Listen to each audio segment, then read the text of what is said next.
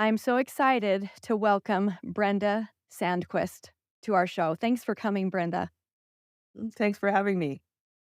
I'm really so interested in what you are the founder and executive director of. Uh, Basically, Xquisite, spelled Xquisite. It's a nonprofit that you established in 2012, Mhm. specifically designed to walk alongside victims of human trafficking, sexual assault, and intimate terrorism or domestic violence. I thought that was such an amazing way to state domestic violence as intimate terrorism. And your goal is just to bring people from a place of exploitation and to thrive, which is my goal, that we not only survive but thrive in our next steps for a better life, a life that is free from what has held us and others captive. So, thank you so much for being the founder and the executive director of this organization. And I'm so anxious to hear more about it. Now, being passionate about leading a movement for strong women and even men who have become empowered um, to have their voices heard. How did you how did you decide this is what you wanted to do? Does it come from something of a personal experience with you? No, not personal as far as exploitation. However, I live in a state of Nevada, which is the only state in our United States that has legal prostitution. And close, about 6 miles from my home, there's four legal brothels. And so we see those women in our community. Back then, I saw them, and everybody, the facade was everybody thinks that they're, having a great time out there. They make lots of money. They love what they do. Everything's safe. It's safer to do that than to be on the street. And that was really the impression I had as well, until one day I was sitting in my hair salon and I saw a woman, just a chair over, and they were replacing hair. They're putting hair extensions to cover up her areas on her head that were bald, like hair ripped out to the roots. But I thought possibly it was like a disease of some kind, and there was giving her, dignity for some hair covering. But I found out those were episodes. Sorry, at the brothel, and, that's the 4th time that they had, replaced those, and one of them was across for her bangs, which I thought, "Wow," that would've had to really hurt, and so it just caused me to go, "I need to do something about it." I have this mantra that if you become aware of something, then you gotta choose what you're gonna do about that, information, and so that opened my eyes to the fact that there's real violence just 6 miles away. um, and so I went down to Los Angeles and trained with a friend of mine who has a nonprofit. They go into strip clubs, and I went down to the, pretty seedy areas of Los Angeles, and we brought gifts into, those women, and, I remember distinctly the one girl I walked up to. We had these little pink bags that were this color, and, they had, lip gloss and earrings and just a card saying, "We care about you." And I went to give it to her. She was impaired, and the person that lap she was sitting on was obviously impaired as well.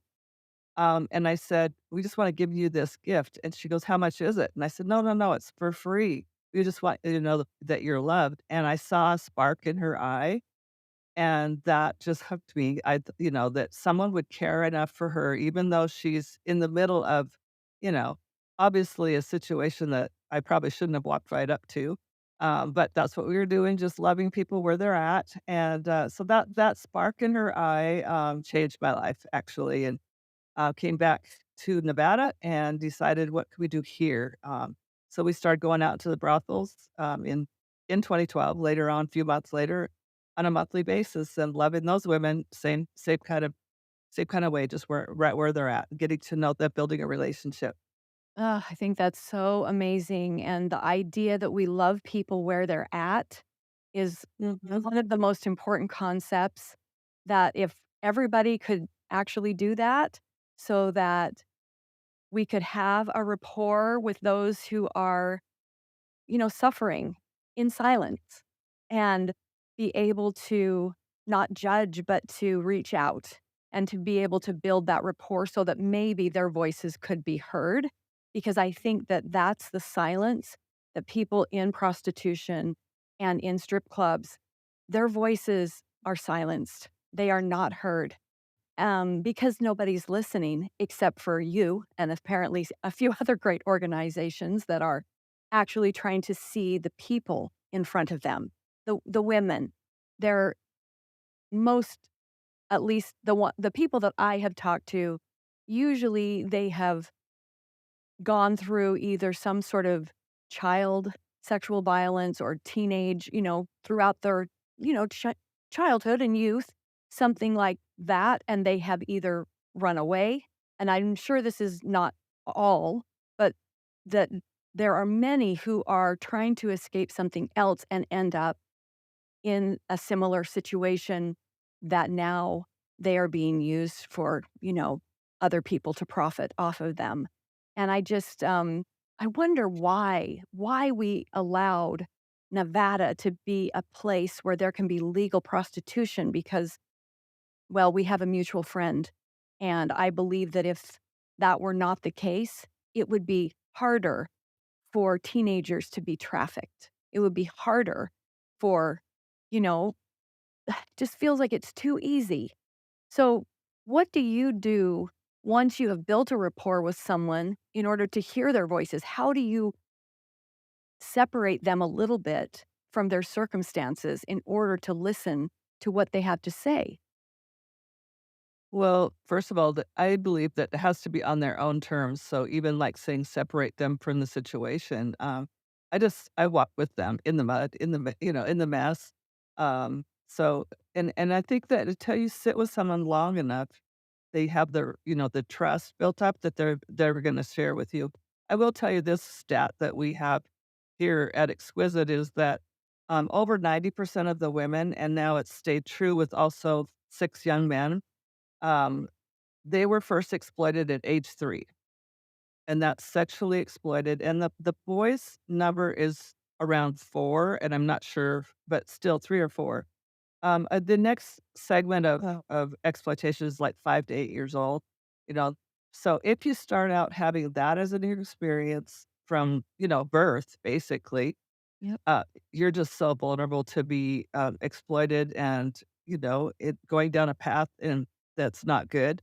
A lot of the people that were exploited at 3, that's from a family member, or a close friend, and so how do you even escape that? You just have to learn to navigate life that way, and so um, you just become very, very vulnerable to I mean, you need a roof over your head, you need food.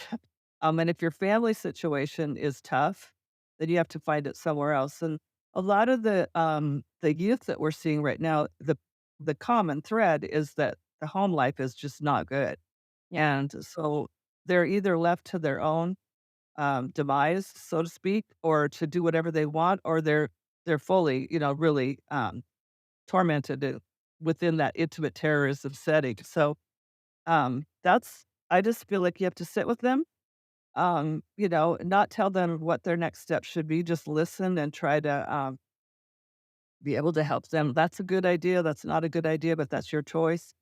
Um, I had a situation even last week where I was helping someone navigate a medical situation and was not able to speak at all to tell what happened to them.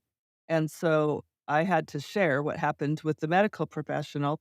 And later on, got a text saying, my voice was paralyzed. I couldn't say, and I really wanted to be brave enough to say, but thank you for being my voice. And so that's what we do. We just sit with them, you know, learn body language, learn what they can and can't share, and just actually just walk very slowly. Advocacy is hard Yes. because we can't tell them what to do, and we certainly I mean, there's times when I wanna, call out the SWAT team, but we can't do that. We have to just love them where they're at and let them navigate those, because if we do something that will put them in danger, we're not helping. So, Yeah, exactly. If it's going to make things worse or put them in danger, like serious danger, like their lives could be at stake, kind of absolutely. danger, right? So, you said 2 things that really I wanna emphasize. One is that they were exploited, as a young child. So they experienced age 3 or 4, 5, 6, 7, 8. In those early years, that's what you're finding is that they had been exploited. And then you compared that to um, like a domestic violence, but to that intimate terrorism as children. So they're set up already to be terrorized. They're already being exploited. And if I could have my fondest dreams come true, it would be to educate and make people aware that being exploited out of your home is trafficking. It is similar to those things that we tend to look at trafficking overseas, of young people, teenagers or children.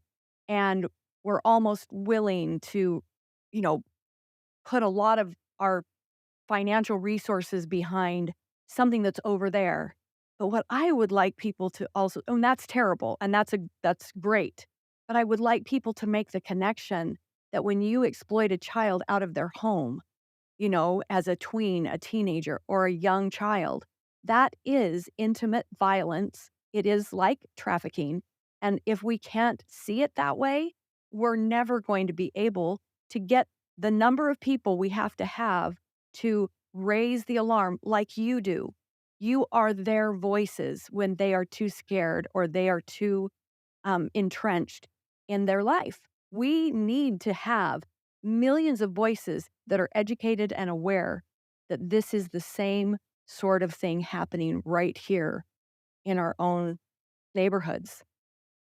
Well, you hit on one of my passionate topics for sure. Um, I will tell you that especially during COVID, we found out that sex trafficking absolutely commingled with intimate terrorism, and the bad thing about that is that everyone was isolated, right? So they were stuck at home, and I think sometimes we go, "Oh, the women in the brothel," we can go, "Okay, let's get them out. Let's get them back to their home life," which, if you think about it, could be not a great situation because that's where it started. But we, um, we have discovered that I mean, I have statistics and relationship with people that have had to go through some horrific things out of their home, and I think that we excuse that sometimes because, well, what happens behind closed doors, we're it's not our business, and there's individuals, women, children, youth that are stuck at home with a pretty abusive situation, and we look the other way. But we feel really good about throwing $25 to the organizations that are helping people overseas because that's a horrific thing. And I agree with you, it's not okay. Those children are equally exploited, but there are children and women, if not more, exploited right here in our neighborhoods that um, suffer in silence. Honestly, they suffer in silence. And that is really a huge passion of mine but again, if you're suffering in silence at home with an abuser who's could kill you, you can't just go in and swoop them in and say, "Come on, let's get out of here." You have to be really careful how that's done. But yeah, my passion for our communities and our neighborhoods is to see those people that are next door and see how we can help. I do think that Nevada has a uniqueness as well in that we have the legal prostitution. So we have a mentality here that's kind of like the wild, wild west. And we kind of tolerate it. But I don't believe it's unique to other neighborhoods across the United States and the world. There are so many people that are exploited and we kind of I guess I don't wanna say the word allow, but I can't think of another word right now, but we tolerate it for sure, because it's behind closed doors. I know of a woman who was exploited every day after school and by a neighbor, and then ever she made the statement once, and she said, "But I was home every night for dinner and my parents never knew." And they were professionals, but, so that kinda there's all kinds of different ways that these, youths and women, children, young boys, men are exploited, and I think that if we are not aware, of what's going on, they are suffering in silence, and I feel like they don't have hope. Matter of fact, a lot of the women that come to us, they don't like that word hope because they don't see that that's even a possibility. So, yeah, it's a tough road for sure, but it's their road, and there's nothing better than when I see someone take a step forward and take a little bit of ownership on, their path, to freedom, and then that fuels my passion even more because I know it's possible. It just takes a lot of people loving them. We kinda talk about an ecosystem here where you need several different facets. We believe in, a diamond is I place value on each person that we speak with as a diamond, and diamonds have to have facets cut into them to bring out the brilliance. So you need that wraparound trauma-informed care. You need legal services. You need medical services. You need sometimes just job skills or just day-to-day, how do you manage a household skills? So it takes a big old army to help a person, navigate their way out. Again, what you say is just ringing so deeply inside of me, and I just oh my gosh, just to commend you for the 30 years that you have I mean, I know you started this organization in 2012, but you've been doing work like this for about 30 years now. And so to advocacy is hard, and then to do the things where you walk alongside a person that needs so many things that they don't have. And I think that's where people don't recognize, like, the long-term care that's needed, to have a friend, to have some way to know how to cook a meal, to have a way to get the right clothes so I can get the right training so I could actually get a job that I can take care of myself or my children and my children. It's like these are things that they didn't get because the violence started in childhood and it continued into their this has been their whole life, and we need what I have begun to call healing homes or, like, places where people can go in that right after kind of care, where they could not just be taken out of the situation, like, there's domestic violence shelters, but also, where they can get the skills, the love, the life training. They can have a way to put their kids into the nursery or to some sort of a preschool or while they get the things that they need. It's like having a VA hospital, but for those survivors of sexual assault and childhood violence and obviously violence that is, intimate Yeah. Intimate terrorism. I'm gonna start using that now. It's just such a brilliant it's so descriptive in an intimate home where they're being terrorized all through, life and on it goes into adulthood, and I just love that. So, how do Well, you counter that's my next territory I'm gonna just go running into is we've got to have a place for, like us, solitude and whatnot. I had heard a thing from another, sister organization. They said when women are just, coming out of these kind of situations, they don't need to also just start get this, and this. They need sleep. They need to be able to sleep. They need to be able to binge watch some movies and without the fear of looking over their shoulder. It's so I had never really had the energy or thought I had the energy for a long-term housing situation, so I'm gonna throw the net out there that I think we need it, and we need people to come alongside and do that portion, while I do the navigation of the infiltration of that intimate terrorism, but that's huge. I mean, if we could have a beautiful home that would have a garden, and you could dig in the dirt and have flowers and vegetables and dogs and goats and horses, that they could just rest and not have to look over their shoulder and, just have a moment, even with their kids. Some of them can't even be with their kids. So a safe place, that would be such an amazing thing that we could do for our communities.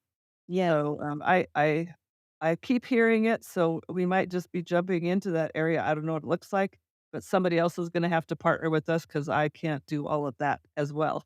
But, I'm one of not those people that I want to partner. That's my great. whole thing. When I started, the Jan Broberg Foundation and our 3 pillars, which are healing through community, where you have safety and you can heal, and also raising awareness and education, which is why we podcast and why we're doing of 365 days of grooming and manipulation campaign that's going to be out on so many social medias and all these ways to, you know, raise the awareness. Like just talking about this, I'm sure people listening are like, I really never put two and two together. Oh, that was probably a person who suffered sexual violence, intimate terrorism as a child, a tween, a teen, and now is being exploited. And they're looking like, oh, well, this is what we choose to do.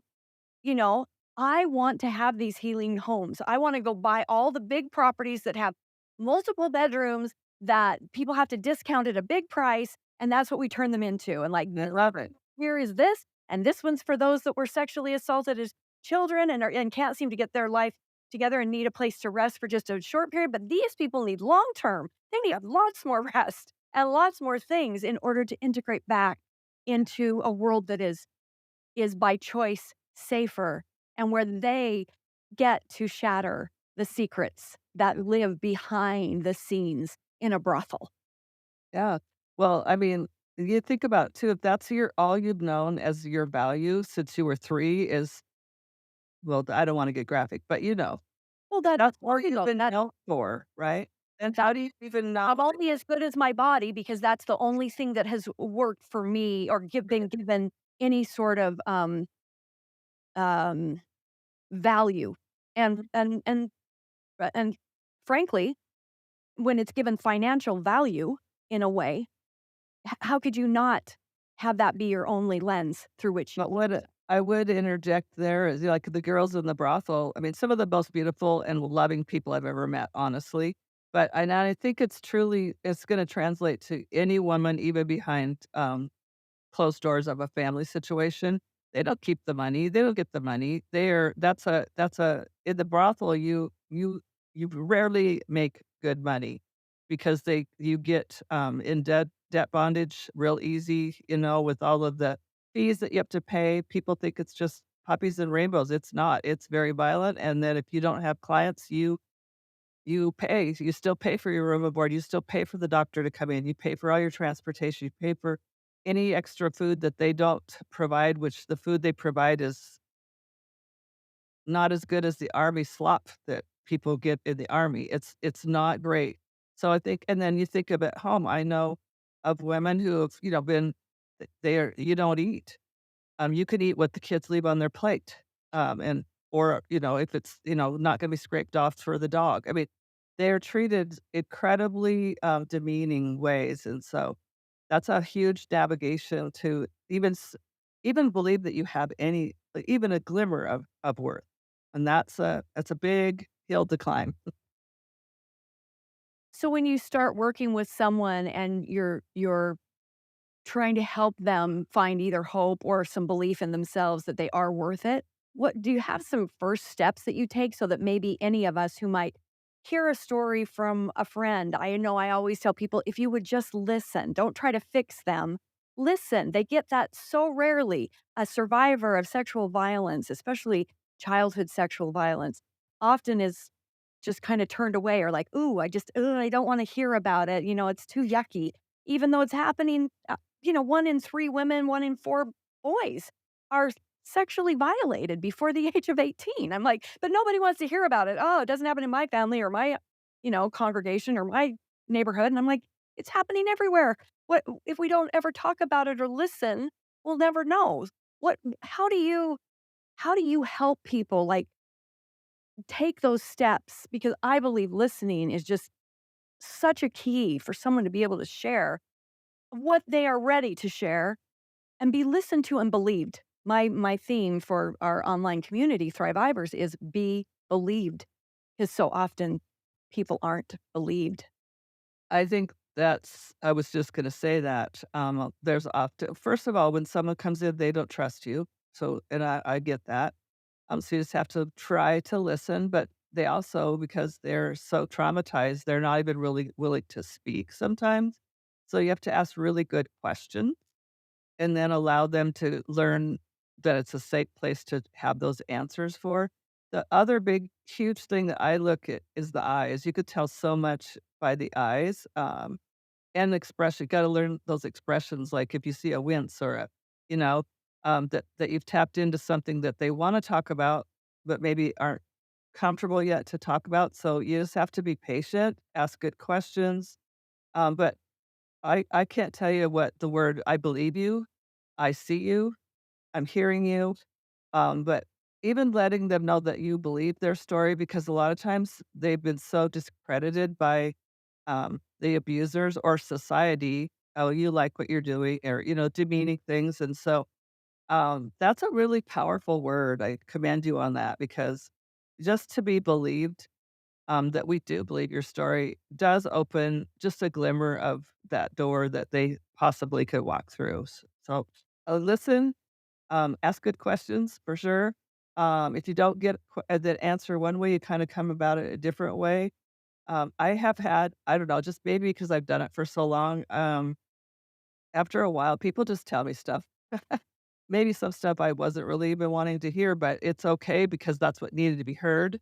And so I think be approachable for sure, and then just watch their eyes, see where they are, in their journey, and, ask good questions.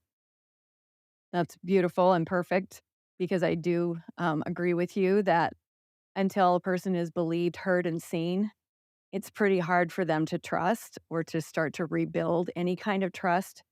It's just so often that people just either wanna immediately jump to fixing, and really the only person that's gonna be able to actually help themselves, and to build their own self-esteem is that person. You can be there as a sounding board, as somebody to cheerlead them on, but the real work has to happen personally, and you can guide them on that work, but they have to do it. They have to walk the path, right? Yeah, I try really hard not to tell them what to do also, because sometimes they want someone, "Just tell me what to do, and then I'll do it," but that's maybe not what needs to be done, and so that's hard because sometimes you could definitely see, "Do this and you can," but, I try really hard not to tell them what to do because that has to be their choice and their path, and, the other and we have some great law enforcement partners, and I'm so grateful for them, but some law enforcement don't understand, and they're bound by, this is a crime, we gotta do this, not necessarily for the survivor, but, and they don't see and they don't believe really what's going on, because of society's, acceptance of, what happens behind closed doors is none of our business, and then, but we're seeing some big inroads here in Nevada with some of our undercover, operations with especially with sex trafficking, and, they're getting some professionals, doctors, lawyers, pastors, professional people, that are purchasing sex with underage kids, and so I'm hoping that we're changing the tide a little bit, but it's a big, big job. Well, it is a big job because there's just so many people that have been affected, and it goes into your adult life, and then when there's nowhere to turn for help and you don't know what to do next, that cycle, maybe you're not abusing someone and you're not, behind the scenes, trafficking your own kids, you're not that, but until you actually can heal and I mean, we are all healing. It's probably never a done deal, but until you can get some resources and some help behind you, it's like you're just, you know, you're a fish out of water. You really don't have the natural development that you would have had this not been the path that you were set up on. And so when we finally give the resources to people, when we help them actually find what is needed for their life to work and for their own confidence to come back, people don't know what to do. They literally don't know what to do, you know? And so when you talk about helping someone become diamond strong with all those facets that you say on the diamond, that's like one little facet which is bringing out the brilliance in one area, but you need another one and another one. And those are all the things that oftentimes I just think people think, "Oh, if we can rescue people and get them out, we're done. We did it." And I think that's also just a really big misconception. Huge. No, I mean, it's not a magic pill. Even life, no matter what you do, there's no magic pill. You have to do the work. And I always do try to take a step back. So if we have this statistic that's fairly true that you were exploited at age 3, and let's just use the intimate terrorism situation where, you're being exploited by your parents or close family member. What was their life like? Now, they're also adults and they should be responsible and not be harming children or anything. But I also, like what could they, if they were willing to embrace their own, um, What happened to them? would that, you said it a little bit ago, it's like legacies have to change, like draw a line in the sand. And what if we could help the people that we're helping now, the survivors, draw a line in the sand and change the trajectory of what we have for our nation, for our families, for our neighborhoods. And I think, that's a big, big dream, but it's possible. It's just gonna take a lot of people doing a lot of work, and believe me, people. Well, and so, like you're saying, it's gonna take a lot of people, and the people that I feel like, at least for me and what I'm doing in this piece, is to help the people that have already survived trauma like this, that have survived sexual abuse, assault, violence, incest, rape as young people that are now adults who have to take their healing by they have to decide, "I'm not going to pass this on. I'm going to figure it out." I had an experience yesterday. I was at a store, just doing some Halloween, buying some little, not just candy, but, little cat ears, little, things that I can give out to some of the kids that I know that are, a little bit bigger thing plus their candy, in my own neighborhood and just, things that I think, little kids like. And there was a woman in there who had a string of maybe at least 6, there were at least 6 or 7 children with her, and the way she was yelling at them from across the store, "You've walked out of, you get back here, we're going outside." And I just kept freezing in my shoes. I'm like, at one point I walked over to her and I just kinda kept looking at her and she caught my stare. And I was like, "Do I go up to her and just say, 'Look, I understand. It feels to me like maybe you've been abused as a child.'" Like that. I mean, I didn't know what to say because she didn't lay any physical hands on him, but just the continuous yelling at, one or the other and somebody, "Do you have a quarter, mom?" And she's like, "I told you not to ask me for things when we came into this store." I'm like, we're talking like a 6-year-old, and up to about maybe 15 is sort of the span. And I'm like, what do you do? I didn't even know what to do. I'm like, I wanted to follow her out to the car and take down the license plate and go, "That woman is abusing these kids." And I'm sure she was abused too, because that's the feeling that I had. I'm like, I wanted to start with empathy for her, just say, "Is there any way I could help you?" But I didn't know what to do in a public place where it was just yelling, but the feeling was there. What would have been, would you have had a suggestion for me as a person that wants to help the mom who's I Well, my first inclination is, especially if you're gonna go, in a situation with traffickers around, you do not go up because that's a dangerous situation. We don't know if her abusive husband was around the corner, and but, sometimes, I don't it is in that situation, that's kinda tough, but just I think, smiling at her maybe, and just giving her eye contact so that you see her and smiling at her. But I think, you know, accusing her, which we all would tend to like, "Come on," that could exasperate the situation. Yeah. But, I think just, people need to be seen. Maybe she just had a really bad morning and she just needs someone to smile at her. I think touch is always wonderful, but you can't just go up and touch strangers and say, "I hear you, I see you," you know? Right, and that's It what I wanted to do, like, "Something's happened to you, that's why you're Yeah, you're doing this to all of your kids." right. Oh, But we Yeah, it's hard because I know, like, we are really it's it the perpetrators out there, the abusers, the traffickers, they're no joke, and you do not mess with them. If you saw those children were being harmed, obviously, um, you Well, know, to it me, it right, feels like harm because I can't stand verbal abuse, right, and you emotional know abuse, what? and I could just tell.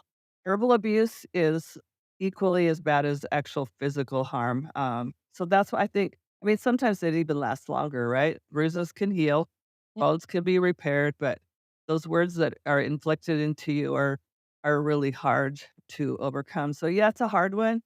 I don't know, I think I would've just, like, smiled at her or, somehow made some contact that she was seen, but Mhm. you certainly don't know who was around the corner or what she has to go home to. Maybe she was Right. told, "You can only do this, this, and this," and if the kids were trying to do more, she would be in trouble when she got home, so, that's the unknown, we don't know, but Yeah, and what you said, earlier about, some in some where we're talking, intimate terrorism, domestic violence, where it's to, yes, maybe a partner, but also to the children. There's I mean, intimate violence can be all the people in that intimate relationship, right? That are affected by it. And so you said, some places or that you've heard from some women like I could eat the scraps off of my children's plates. I couldn't serve myself food. When I hear stories like that, it just, makes me cry. Because when you are told that you're worthless, that you're like a dog, those are the kinds of things that to overcome that kind of, verbal violence, which is probably also sexual and physical and emotional. They all are wrapped into those situations. It's just, oh, to build somebody's, confidence and hope and worth is really a gift that you're giving to these women.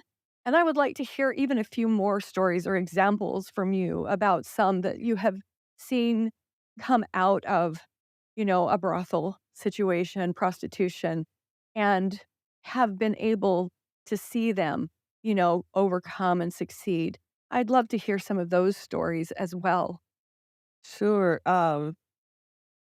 yeah, I'm trying to think how to navigate that question. Right. Um You don't use names at first. Right. But I know of a woman who was exploited well, first of all, if you're exploited at age 3 and you're now a woman that has children and, you've never had any sort of, value or worth placed on you from your day whole life. I know a woman who tried she was in the porn industry for quite a few years, had to, have 25 abortions as a result of that, and got out. She found, God, and that really helps her navigate her path forward, but that's been over, oh goodness, 12 years probably, maybe even longer, and she still struggles with that, affirmation of how she looks, and how she's able to, be believed, and so but she found a man who, wouldn't even come in her door, just was very respectful, and they began to date, and then they got married, and um, she still has because she had signed, things way back when she was doing porn that her images are still out there. So she's constantly getting people requesting that, and that's a hard thing to navigate.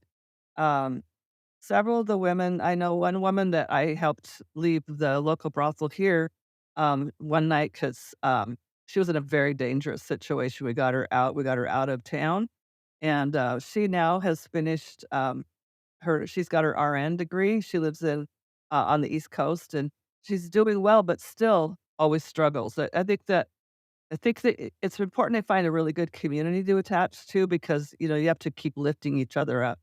But, um, yeah, I think that the other thing that I've heard is survivors that we work with need to know that it's possible, that they need to know that another survivor has made it, and sometimes when that doesn't happen, then maybe you look to someone and then, they slip or whatever. That's really hard on those survivors still navigating that, like, "Okay, there's no hope. I see, it's not gonna work for me either." So it's just that very slow, "Come on, we can still do it," path, but there's a lot of survivors that are doing I mean, the woman that I went down to train with, down in Los Angeles, she was, exploited most of her life, and now she has her own, um, outreach, group that she's doing well, and, Mm. but that's and then there's a couple down in Las Vegas doing really well, but it still is really hard to navigate those voices in your head, those experiences that you still have to just really take ownership of, and so there's a real to me, I think there's a really beautiful partnership is that survivors' voices must be heard because we have to understand.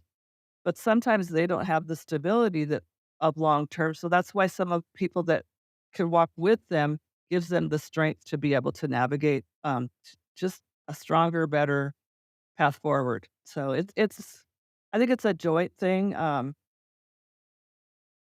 the women out at the brothels, I mean, I know that's unique, to Nevada, and that's probably something people don't hear a lot of, but most of them are not, there on their own choice. They have been coerced to get there. There was a big, oh gosh, it was probably 2013 maybe, that they did this big exploitation of that we're gonna take, it was America's Next, Virgin. And you could, bid on her up to a I think they were trying to get $1,000,000, and she walked around with a chastity belt. It was all a publicity thing, but how demeaning that was that we're gonna bid to take your virginity, and then it came out that she already had lost her virginity a long time ago, so it was all it's just the facade of what goes on the brothel is pretty degrading. The pimp that is no longer on this earth, and I'm not really disappointed by that, um he used to say that they're safer out there. If we didn't provide this space for them, they would be laying on the side of the road with a needle out of their arm because that's all they're good for. And I just completely disagree. And some of those women are some of the most beautiful women, most caring. The one thing that I love when I talk to a lot of survivors actually is like, "How are you doing? Could you tell us about your day?" Because they just want to hear about someone else's day before they have to start theirs. Yeah. And they're just amazing people, and we need a lot of survivors to walk with them to show them that they can make it, and then strong people that will empower both the overcoming survivor and the brand new survivor to come together, and we can make it happen. I do believe Yeah, that with all my heart. I do too. I think that's why and really not knowing, what I was really doing, but my son encouraged me to start an online community, and that's where the Thrivivors community started. And not really knowing, like, I was so scared on the very first day that we opened it up, and I had, like, 3 people that joined, and that very first day, and I thought, "What if I can't help them or say the right thing or whatever?" And it's just nothing like that. It was like just joining hands, like a peer-to-peer support group, like going to an AA meeting or something where the people here already get me. I don't even have to tell my story. You can in our community because 'cause you're safe there, and we will listen, and that's it. We can't we're not offering, like, free therapy but we do have therapists that will come on and do an event, and we have question and answers and some trauma specialists and various things. But what really is the most beautiful part about it is just that you're with other people who have gone through something similar. All the stories are different, and I just think, the stories that I've heard from, our small group right now that I hope will grow into just this huge huge support group basically that's online and on purpose as we try to, you know, go down the healing path and not do it alone. I look at what it is. It's just that I have somebody that understands, that believes me and gets it, and it's just having support. It's having like a sponsor. And maybe someday that's what we'll talk about because that's really what you're saying. It's like having a sponsor where you can call somebody. You can. The one thing Oh, I've noticed with some survivors, like you said, you talk about AA, and that's such an amazing program. But a lot of times you go, I didn't drink this week, and good for me. yeah. They're not really interested in that. They want to be heard, but not like they don't want war stories. They don't want to have one-upmanship on your stories. They just want to be community, a real, just a community. And so I think that's the beautiful Sure. thing that happened. Yeah. Yeah. I Yeah. love that. That's exactly kind of what I've been experiencing, like, It's so important to have community, and you feel so alone when I you was gonna say love. that you don't feel alone would be, Yeah, that there's somebody else that gets you. Yeah, I think that's yeah, really beautiful. because that's like, maybe more than 50% of the battle. It's like, that makes such a difference that all the other things can kinda come together, in steps, in stages, but that just to me is like the thing that's missing in our world, period. We don't seem to connect even with our own neighbors, we don't have as strong of a sense of community, and then when you are already feeling like an outsider looking in, like, what's happened to me is like nobody else's experience, and I'll do the wrong thing, I'll say the wrong thing, I am the wrong thing, because that's what's happened. That's how you start to feel. It just really needs to change by having very safe communities where you are believed and supported and listened to, and I love that that's what you do. So the Diamond, Strong Freedom Center, is that what somebody would look up? Our website is exquisite.org, that and all of our services would filter out of that. That's a good question. And then Exquisite.org. okay, Yeah, and then so you can get everything there, but, definitely, just when they come to us, we listen to them first, see if they will want help. Some people are referred to us and they're not really sure why they're even there, and so if I firmly believe if somebody could do something better, in their agency that we can't do as good, we should refer them to them because our resources go further and they're gonna get a better help and not get frustrated and then just quit. So, right. we sit and we say, "What do you need? How can we help you? What's the best fit for you?" We try to pair everyone, if they want to continue with us, with an advocate that's, like, gonna be a good fit for them. And we need more advocates.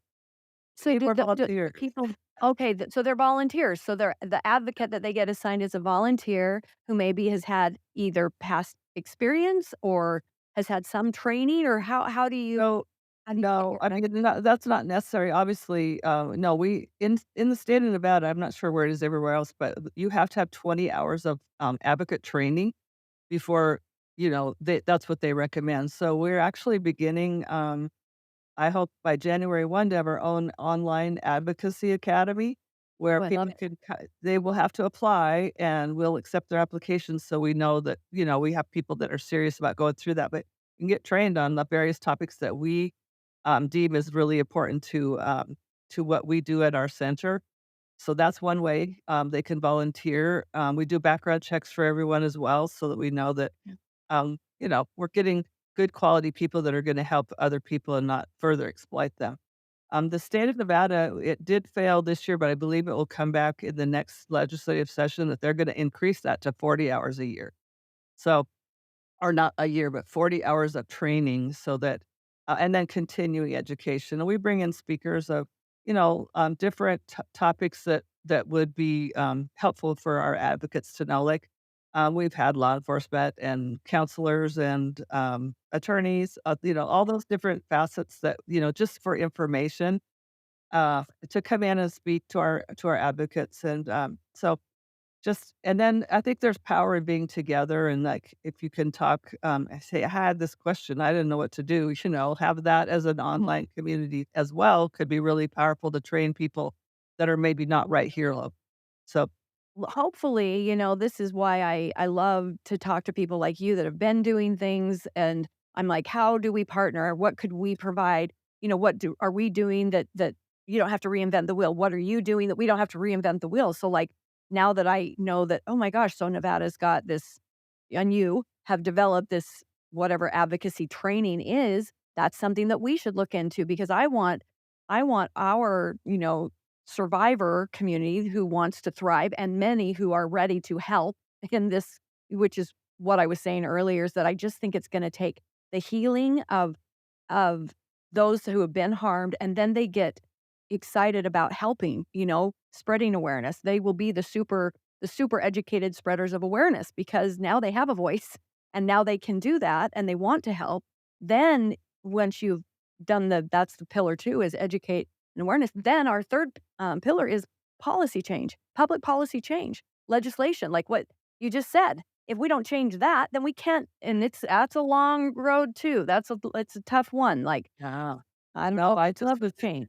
I was just in a meeting on Friday with, the Nevada Policy Council, and there's because we have the legal prostitution here in our state, there's a group, they're for sex workers, and they're really pushing the agenda to completely annihilate, any sort of prohibition against prostitution. They want it to be across the board, and that would open up What does that mean? They so want it to be across the board. What does that they mean? want they want no strings that would cause a prostituted person to, it'd be like their own business, not in a brothel. It could be anywhere. It could be any city, any community, and that's what they're pushing for, and there's a senator that's backing them, so we've got to work on policy to be able to try to help do that, but how do they've got big money backing them. So you've got to figure out ways to really show that how harmful that is, and I think you have to dummy it down, not dummy it down. It's not really the best Or word. you have to make it understandable to the common, person who. Well, yeah, but you have to let people see that that's a real person. That's a real Yeah. person that is being exploited, that's being harmed, that's not being fed properly, that doesn't have their own income, that they're controlled by all that. And that's a facade that they're trying to push through. So that's one, legislative wise, we're going to be working on that one. And we have a couple strategies. I shouldn't say, because I don't know if they're going to work yet, but we have a couple of strategies that we may want to do here that will work for Nevada because we have gaming and all of that comes into to play, but to me, if people are aware what's happening and it's not just over there in the third world country, it's not just a bunch of, kids being thrown into a white van without windows, it's actually happening in your neighborhood next door. What does that look like? How can you help? If you become aware, come to us, we'll try to help. I do think our online advocacy training could be utilized by anyone, and, Oh, that that's the sounds beauty great. of it because, everybody can't travel. We have a lot of rural communities, so they can't always travel to come here to get trained in person, but what if we could provide that training and continued, just giving them more resources? I think that's beautiful. It could go anywhere. It could go to you. You can use Absolutely, and it, that's what so we want. We're just trying to, all of us combined making this effort. I think we have a better chance at succeeding, and like you said, you gotta raise the funds if you wanna change, public policy, and you wanna go through the legislative process to actually make laws, and can you imagine if they would change that, what is it, 16 that you're considered an adult in Nevada? That you get to make your own sex well decision? Or 16, as far as you can, agree, you can consent to sex at 16, but you're not really an adult till you're 18. You can't buy a drink till you're 21. I know, to me, that's just wrong.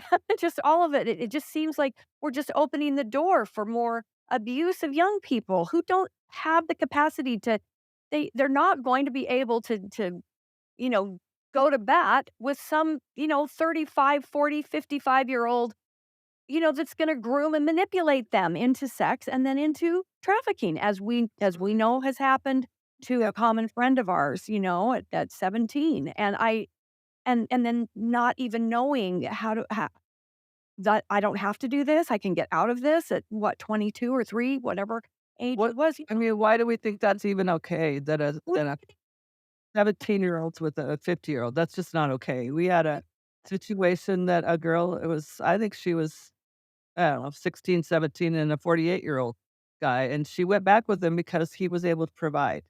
So it's definitely a hurdle that is unique and ugly in Nevada that needs to be changed. But So the other thing that this one agency that's trying to, make prostitution legal across the state, their funding is actually coming from Pornhub, which is a um, huge financial, they have a lot of money and a lot of influence.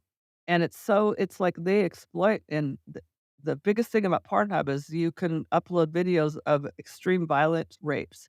So you're saying that that's okay, and we're gonna take that money, but we want the sex worker to just work and have, like, it's so convoluted that those 2 would even come together. It's infuriating, actually. So, Well, and what it is they have enough money to do this kind of marketing campaign to say, "Oh, this will be better for," they have control if they wanna be a sex worker, and that's the marketing, that's the falsehood yeah, that they're putting out there so that people will go, "Oh, I can see that would be better. Then they'd have health insurance and they could do this and that," and no, it's like that's where the money to fund some sort of marketing campaign, which is completely a lie, is coming yep, from the porn industry that gains all of this money by having the ability to have these people trapped. They're trapped. I yeah, can't stand it. It makes me so mad. It's like if that's where the source of the funding is coming from, we should have enough money to market that, to be able to say, "Oh, well, this is why you're hearing these lies, that they're better off in a brothel. They're better off with it legalized. They're better off because then they get, all of these things," that it isn't even true. no. Ugh, you're an amazing person, Brenda. Well, and So and I don't, with all of that, commercial sexual exploitation, I just also wanna say that I don't wanna forget the woman that's at home in that intimate right. marriage. So you've got 2 things that really need to be combated, and they're equally as violent, equally as, in need of help, for sure. And, how many, if do you have a number, like, just to give the statistics as we, wrap up our conversation, like, how many people has there been, a survey, a study, a something, like a census, like, how many people have been in that intimate terrorism where they are being trafficked out of their home, either as children, tweens, teens, adults, and in partnership, basically a partner or someone in the family that is trafficking them to other people. What are the numbers? That's a good statistic I will try to get to you. Okay. I think that I would like to say we've served over 230 people in the last few years.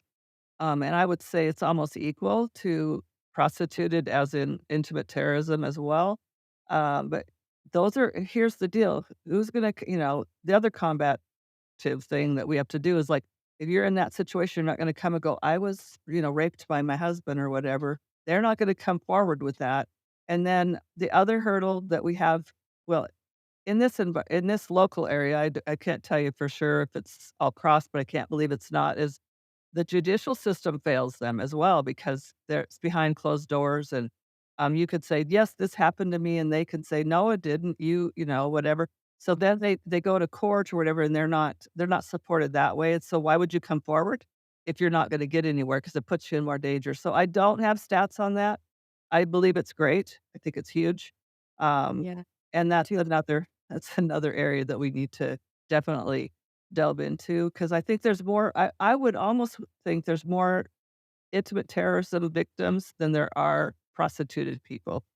I don't have I any tend sort of to think data so on too. that, but, I'd be willing to, say that's probably very true, and we accept it, and then hopefully they can move out of the house and then move on and have a good life, but then they opt to perpetuate what comes next because they're looking for love and Yep. acceptance, and they find somebody who's gonna do it again, so Yep, and that's the thing that I think people don't realize either, that most people who are in a domestic violence situation or intimate terrorism, which is an even better way of saying it, they literally don't get any services that also cost money.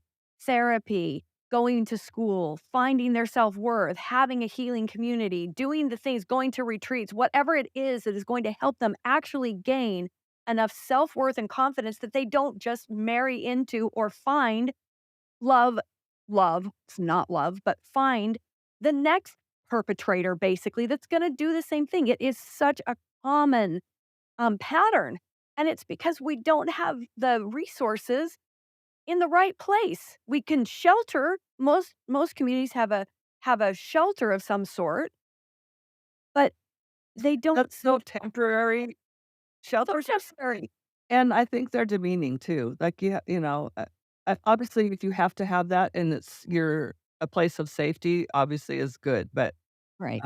Yeah, it's not there's more that needs to be done. I might add, as I know we're running close to time, but all of our services are there's no charge for, and so we apply for grants and rely on, beautiful people that donate to us and believe in what we're doing, and so the more financials we could get across the board for agencies like us and like what you're doing, the more people we could serve, but we don't wanna have that be a barrier for anyone coming to us that says, "We need help," and I've had it asked, "Well, do I have to pay for this?" No.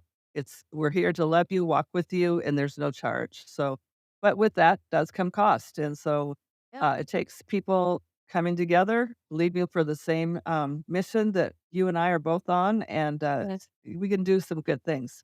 We definitely can. Oh my gosh, Brenda, thank you so much for sharing that and for letting us know that there are wonderful organizations and people in the world who have been committed, to really dedicated to freeing people and giving them the empowerment that they need after being sexually exploited. Survivors of human trafficking and sexual assault are some of the most underserved people I'll drive down the corridor on the freeway between here and Salt Lake because I'm going up there to meet with my executive director or my board members for the foundation, and I see billboards about almost everything except sexual exploitation for children and for, women and boys. I include boys, young men as well in that because there are many who are exploited, and when you live with intimate terrorism, to f to become healthy, to get out of that, and then to flourish in your life, it is like this clawing uphill battle because there isn't anyone standing in the ready except for somebody like you at Diamond Strong Freedom Center, at exquisite.org with an X at the beginning, who actually has services and you're there to hold someone's hand. It's a drop-in center that is ready to serve people who just, needs they just need so many things, free, confidential, non-judgmental. That's everything that I've gotten from you in this, no strings attached. All of those things just make my heart beat, and grow bigger and bigger. Like, thank you so much for being a stand to bring that kind of hope and courage and a voice for, survivors. And I recognize, that you are a champion for the women and children that you serve at Exquisite. And thank you for being our guest and for opening our eyes to a very real problem. And they're real people, you know, in those brothels and in prostitution, and they can't get out unless we are their champions, unless we do the kinds of things that you're doing. So thank you so much. It's my honor to do that and to link arms with people like you and other agencies doing really good work. That's where we'll make a big difference in our world. So thank you for having me. And I look forward to Yes. doing more with you. That'd be great. Me too. Yes, I will see you on the other side of the other side of the sexual exploitation of boys, girls, and women. I'm gonna see you on the other side. We're gonna see this through to make Great. an Thank you That's so great. much. Thank you. Bye-bye. Bye.